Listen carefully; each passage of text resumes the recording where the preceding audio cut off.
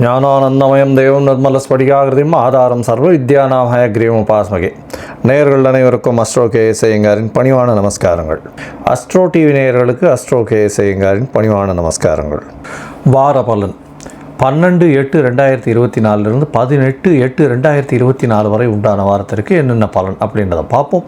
அதற்கு முன்னாடி இந்த வாரத்தினுடைய கோல்சாரம் என்ன அப்படின்றத பார்ப்போம்.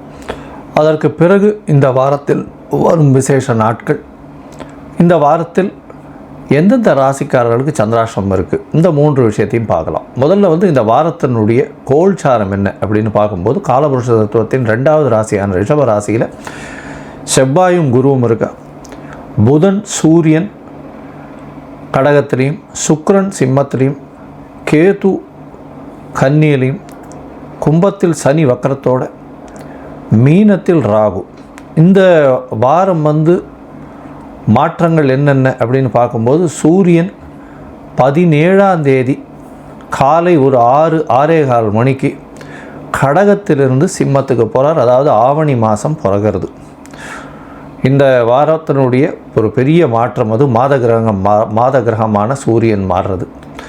இந்த வாரத்தில் பார்த்தடையானால் சந்திர பகவான் சுவாதி நட்சத்திரம், அதாவது இந்த வாரம் ஆரம்பிக்கும்போது துலா ராசியிலிருந்து ஸ்ரவண நட்சத்திரம் வரலும் போகிறார், மகர ராசி வரலும் போகிறார். அதாவது சுவாதி அப்படின்னு சொல்லக்கூடிய துலா ராசியிலிருந்து துலாம், விருச்சிகம், தனுசு, மகரம் 4 ராசிக்கு போகிறார் இந்த வாரம்.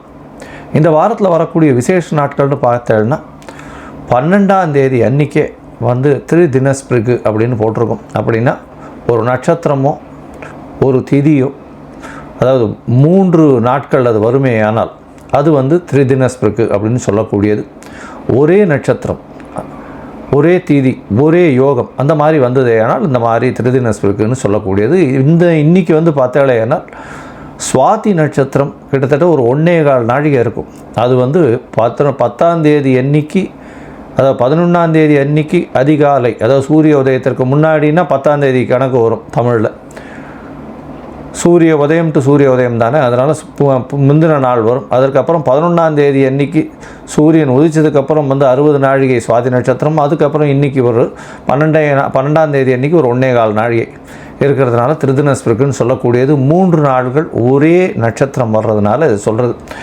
இதனால் என்ன அப்படின்னா, இது என்ன ஒரு நல்ல விஷயம் பண்ணுறதுக்கு இந்த நாட்களை தவிர்க்கிறது ரொம்பவும் நல்லது. அதாவது நல்ல விஷயம்னா வீட்டில் ஏதாவது விசேஷங்கள் கொண்டாடணும்னா அதை தவிர்க்கிறது நல்லது. சரி, இந்த வாரம் பார்த்தீங்கன்னா 15ஆம் தேதி, அதாவது 15/8/2024 அன்னைக்கு ஸ்மார்த்த ஏகாதசி. ஸ்மார்த்த ஏகாதசினா என்ன அப்படின்னு பார்த்தோம்னா, தசமி கார்த்தால் ஒரு 2 நாழிகையோ இல்லை 7 நாழிகை 10 நாழிகை வரலும் இருக்கும். அதற்கு பிறகு ஏகாதசி வரும். இது ஸ்மார்த்த ஏகாதசின்னு சொல்லக்கூடியது. வைஷ்ணவ ஏகாதசி அடுத்த நாள் வருது. வைஷ்ணவ ஏகாதசியில் என்னென்னா, பொழுது விடியும் பொழுதே ஏகாதசியில் விடியணும். அப்படி இருக்கும்போது 1 நாழிகையோ 2 நாழிகையோ இருந்தால் கூட பரவாயில்ல. ஆனால் அந்த ஏகாதசி வைஷ்ணவ ஏகாதசின்னு சொல்கிறான். அதனால் இன்றைக்கி 15ஆம் தேதி ஸ்மார்த்த ஏகாதசியாகவும் 16ஆம் தேதி வைணவ ஏகாதசியாகவும் கொண்டாடப்படுகிறது. இந்த வைணவ ஏகாதசி ஸ்மார்த்த ஏகாதசி ரெண்டுமே உபவாசம் இருப்பாள். இல்லைன்னா இந்த நொய் இல்லைன்னா உடைச்ச அரிசி வச்சு இது பண்ணி சாப்பிடுவா. உப்புமா அந்த மாதிரி சொஜ்ஜி பண்ணி சாப்பிடக்கூடியது. அதாவது உப்பு சேர்க்க மாட்டா, சொஜ்ஜி பண்ணி சாப்பிடுவா. இப்போ சகஸ்ரநாமம் சொல்கிறது, பெருமாளுக்கு ஆராதனை பண்ணுறது, இந்த மாதிரியான விஷயங்கள்லேயே அன்றைக்கி ஏகாதசி மொத்தம் இது பண்ணுவாள். இது வைணவர்களுக்கு மிகவும் ஏற்றமான விஷயமாக சொல்லக்கூடியது. இந்த வாரம் பார்த்தோன்னா 17/8/2024 அன்றைக்கி சனி பிரதோஷம். பிரதோஷ காலம்ன்றது மிகவும் முக்கியமான விஷயம். அதை தவிர இன்றைக்கி இந்த 17ஆம் தேதி சனிக்கிழமை கார்த்தால் ஒரு 6:15 மணிக்கு சூரிய பகவான் ஆவணி மாதம், அதாவது சிம்ம ராசியில் வர்றது பெரிய விசேஷம். அன்றைக்கி சனி பிரதோஷம் வேறு, அதுவும் பெரிய ஏற்றம் கொடுக்கக்கூடிய நாள். அதாவது பிரதோஷத்திற்கு வேண்டிக் கொள்ளும் எல்லா விஷயங்களும், எல்லாவித தோஷங்களும் போகக்கூடியது, எல்லாவித கஷ்டங்களும் தீர்க்கக்கூடிய நாள்னு சொல்லக்கூடியது. அதுவும் சனி பிரதோஷம் மிகவும் விசேஷமான ஒன்று. அதுவும் அதாவது சனி பிரதோஷம் சாயந்தரம் 5:45 6:15 வரலும் உண்டான அந்த தீபாராதனை பார்க்குறது சிவன் கோயிலெல்லாம் பெரிய விசேஷமாக இருக்கக்கூடிய காலகட்டமாக அமையும். மிகவும் விசேஷமான நாள். அதற்கு பிறகு 18ஆம் தேதி ஞாயிற்றுக்கிழமை பார்த்தோம்னா ஸ்ரவண நட்சத்திரம், திருவோணம், அதாவது ஸ்ரவண விரதம் வருது. அன்றைக்கி ஸ்ரவண விரதம், அதாவது உத்திராட நட்சத்திரமும் இருக்குது, ஒரு 10 நாழிகை. அதற்கு பிறகு ஸ்ரவண நட்சத்திரம் வருது. ஸ்ரவண விரதம் வேறு வருது அன்றைக்கி. அதனால் திருவோண விரதம் வந்து வைணவர்களில் ரொம்ப பிரசித்தி. அவர்கள் வந்து திருவோணத்திற்கு விரதம் இருப்பார்கள். திரு என்ற அடைமொழி கொண்ட 2 நட்சத்திரங்கள், ஒன்று திரு ஆதிரை, மற்றொன்று திரு ஓணம். இந்த 2த்துக்கு தான் வந்து ப்ரிஃபிக்ஸ் வந்து திருன்னு ஒரு உயர்ந்த நட்சத்திரமாக சொல்லக்கூடியது. அதனால் திருவோணத்திற்கு உபவாசம் இருக்கிறது பெரிய விசேஷம். பெருமாளுக்கு நல்ல ஒரு பெரிய ஏற்றம், கைங்கரியம்னு சொல்லக்கூடியது. சரி, இந்த வாரம் எந்தெந்த ராசிக்காரர்களுக்கு சந்திராஷ்டமம்னு பார்த்தோம்னால் மீனம், மேஷம், ரிஷபம், மிதுனம், இந்த 4 ராசிக்காரர்களுக்கும் சந்திராஷ்டமம்னா உங்களுடைய ராசிக்கு 8ஆம் இடத்துல சந்திர பகவான் போகிறது சந்திராஷ்டமம்னு சொல்கிறோம். மதிகாரகன் மயங்கி நிற்க, அதாவது மயங்கக்கூடிய காலம். வேண்டாம், 8ஆம் இடத்துல மறைஞ்சி இருக்கக்கூடிய காலகட்டத்தில் எந்த ஒரு விஷயங்களும் தவறான செயல்களில் ஈடுபடக்கூடிய வாய்ப்பு உண்டு. அதாவது செய்யக்கூடிய செயல்கள் தவறாக போகக்கூடிய வாய்ப்புகள் மிகவும் அதிகம். மயங்கக்கூடிய காலகட்டம். அதனால் புதிய முயற்சி வேண்டாம், வெளியூர் வெளிமாநிலம் பிரயாணம் வேண்டாம், யாருக்கும் ஜாமீன் கையெழுத்து போடாதீங்க, பொறுமையாக இருக்கிறது நல்லது. இந்த வாரம் பார்த்தோம்னா ஒரு ராசிக்கும் என்னென்ன பலன் அப்படின்னு பார்ப்போம். மேஷம் முதல் மீனம் வரை. அதற்கு முன்னாடி உங்களுடைய அதாவது இந்த யூடியூப் சேனலில் பார்த்தோம்னா என்னுடைய மொபைல் நம்பர் கீழே ஸ்க்ராலிங்கில் வந்துன்னு இருக்கும். உங்களுக்கு அஸ்ட்ராலாஜிக்கல் கன்சல்ட், அதாவது ஜாதகத்தின் வழியாக ஏதாவது தெரிஞ்சு கொள்ளணும் அப்படின்னு பார்த்தீங்களேனால் உங்களுடைய date, time, place of birth, உங்களுடைய பெயர், உங்கள் தாய் தகப்பனார் பெயர் அனுப்புங்க. முதல்ல சந்தி இருக்கான்னு பார்க்கணும். ராசி சந்தி, நட்சத்திர சந்தி, லக்ன சந்தி இதெல்லாம் இருக்கான்றதை பார்க்கணும். எனக்கு தெரிஞ்சு நிறைய பேருக்கு வந்து 40 வயசு 45 வயசில் வந்து இன்னும் அவள் நட்சத்திரமே சரியாக தெரியாமல், ராசியும் தெரியாமல் நிறைய பேர் இருக்கா. அவள் வந்து துலா ராசின்னு நினச்சின்னு இருப்பாள், விருச்சிக ராசி விசாக நட்சத்திரத்தில் இருப்பாள், துலா ராசியில் அர்ச்சனை பண்ணிட்டு இருப்பாள். அதனால் இந்த மாதிரி நிறைய பிரச்சனைகள் இருக்குது. இந்த சந்தி பார்த்து முதல்ல வந்து சந்தியை இது பண்ணிவிட்டு அதுக்கப்புறம் வந்து உங்களுடைய ஜாதகத்தை போட்டு லக்னத்தை குறித்து அதற்கு பிறகு உங்களுடைய தசாபுக்தி அந்தரம் சூக்ஷ்மம்லாம் பார்த்து உங்களுக்கு உண்டான பலன் என்ன அப்படின்றத சொல்ல முடியும். எளிய பரிகாரங்களையும் சொல்கிறேன், அதற்கு உண்டான கட்டணம் என்னன்றதும் சொல்கிறேன். அதை நீங்கள் போட்டுவிட்டு அதுக்கு உண்டான யூடிஆர் நம்பரும் நீங்கள் ஷேர் பண்ணுங்க. உங்களுக்குன்னு அப்பாயின்மெண்ட் தரேன். சரி, இப்போ மேஷம் முதல் மீனம் வரை 12/8/2024 18/8/2024 வரை உண்டான பலன்களை இப்போ பார்க்கலாம். தனுசு, மூலம், பூராடம், உத்திராடம் இந்த 3 நட்சத்திரம் 9 பாதங்களை கொண்ட ராசி. ராசியின் அதிபதினு சொல்லக்கூடிய ஒரு குரு பகவான் ராசிக்கு 6ஆம் இடத்துல இருக்கார். ராசிக்கு 6ஆம் இடத்துல மறைந்து இருக்கக்கூடிய குரு பகவான் உங்களுடைய ராசிக்கு 2/12 பார்க்கறது பெரிய விசேஷம். இதன் மூலியமாக பேச்சில் நல்ல இனிமை இருக்கும். அதை தவிர பணவரவிற்கு பஞ்சம் இருக்காது. வெளியூர் வெளிமாநிலம் ஷார்ட் ட்ரிப்பு போயிட்டு வரக்கூடிய விஷயங்கள் நடக்கும். புதிய கடன் வாங்குவீங்க. அதாவது செவ்வாய் பகவான் 5ஆம் அதிபதி குருவோடு சேர்ந்திருக்கார். குரு மங்கள யோகம் 6ஆம் இடத்துல இருக்குது. இதன் மூலியமாக புதுசாக கடன் வாங்கக்கூடிய வாய்ப்பு உண்டு. புதிய வீடு, மனை அது மாதிரியான விஷயங்கள், வயல்வெளி இந்த மாதிரியான விஷயங்கள் வாங்கக்கூடிய வாய்ப்புகள் நிச்சயமாக உண்டு. இந்த வாரம் பார்த்தீங்கன்னா உங்களுடைய ராசிக்கு 3ஆம் இடத்துல இருக்கக்கூடிய சனி பகவான் வக்கரகதியில் இருக்கிறதுனால சிறு தொல்லைகள் உங்களுடைய இளைய சகோதரர்கள் மூலியமாக வரக்கூடிய வாய்ப்புகள் நிச்சயமாக உண்டு.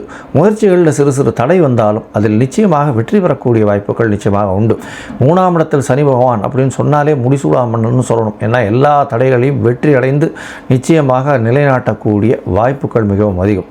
4ஆம் இடத்தில் இருக்கக்கூடிய ராகு பகவான் மூலியமாக தாயின் உடல்நிலை சற்று பின்னடைவு இருந்தாலும் புதிய வீடு, மனை வாங்கக்கூடிய பாக்கியம் நிச்சயமாக உண்டு. உங்களுடைய ராசிக்கு பார்த்தாலேயானால் 8ஆம் இடம் அப்படின்னு சொல்லக்கூடிய 8ஆம் இடத்துல வந்து சூரியனும் புதனும் இருக்க இந்த வாரம். 9ஆம் இடத்து அதிபதி 8ஆம் இடத்துல போய் சூரியன் இருக்கிறதுனால தந்தையின் உடல்நிலையில் சற்று பின்னடைவு இருக்கும். 17ஆம் தேதி அன்றைக்கி சூரிய பகவான் 9ஆம் இடத்துல வந்துடுறார். சுக்கிரனோடு சேர்ந்து இருக்கக்கூடிய காலகட்டமாக அமையிறது. நல்ல ஒரு ஏற்றம் கிடைக்கக்கூடிய காலகட்டம் இருந்தாலும் தந்தையின் உடல்நிலைக்கு நீங்கள் செலவு பண்ண வேண்டிய கட்டமாக இருக்கும். இந்த வாரத்தில் பார்த்தாலேயானால் 10ஆம் இடத்துல இருக்கக்கூடிய கேது புதிய தொழில் கொடுப்பார். புதிய தொழிலில் வந்து கொடுப்பார். அதில் ஒரு பெரிய ஏற்றம் இருக்கும். ஏன்னா ராசிநாதனே பார்க்குறதுனால அதாவது ரொம்ப உடல் உழைப்பு இல்லாத தொழிலை கொடுக்கக்கூடிய வாய்ப்புகள் நிச்சயமாக உண்டு. உங்களுடைய ராசிக்கு பார்த்தாலேயானால் இந்த இதில் ஐடி ப்ரொஃபஷனில் இருக்கிறவா, பேங்கிங் செக்டரில் இருக்கிறவங்க, அதை தவிர வந்து இந்த சொல்லிக் கொடுக்கக்கூடிய ஆசிரியர்கள், ஆசான்கள், அதை தவிர வந்து இந்த எஜுகேஷ்னல் ஆப், எஜுகேஷ்னல் சிஸ்டம்ஸ் இது விற்கிறவங்க, இவங்களுக்கெல்லாம் வந்து கம்ப்யூட்டர் சிஸ்டம் விற்கிறவங்க, அனலிட்டிக்கல் ஸ்டாட்டிஸ்டிக்ஸ் இந்த மாதிரியான வேலைகள் செய்பவர்களுக்கெல்லாம் பெரிய ஏற்றம் கிடைக்கக்கூடிய காலகட்டமாக அமையப்போகிறது.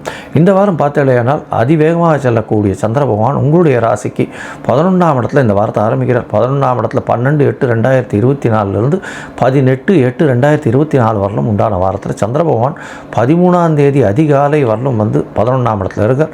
இதன் மூலியமாக பார்த்தோம்னா உங்களுக்கு லாபம் மிகவும் அதிகமாக இருக்கும். ஏன்னா 8ஆம் அதிபதி 11ஆம் இடத்துல இருக்கிறதுனால உங்களுக்கு திடீர் லாபங்கள் வரக்கூடிய வாய்ப்பு, ஷேர் மார்க்கெட் இந்த மாதிரியான விஷயங்களில் திடீர் பணம் வரக்கூடிய வாய்ப்புகள் நிச்சயமாக உண்டு. உங்களுடைய ராசிக்கு 12ஆம் இடத்துல சந்திர பகவான் போகிறார். 12ஆம் இடத்துல குரு சந்திர யோகம், சந்திர மங்கள யோகம் இதெல்லாம் அமையிறது. இதன் மூலியமாக பார்த்தோம்னா 12ஆம் இடம் வலுப்பெற்று போகிறதுனால இது 13ஆம் தேதி அதிகாலையிலிருந்து 15ஆம் தேதி காலை ஒரு 10:45 வரை வரலும் இருக்கக்கூடிய காலகட்டம்.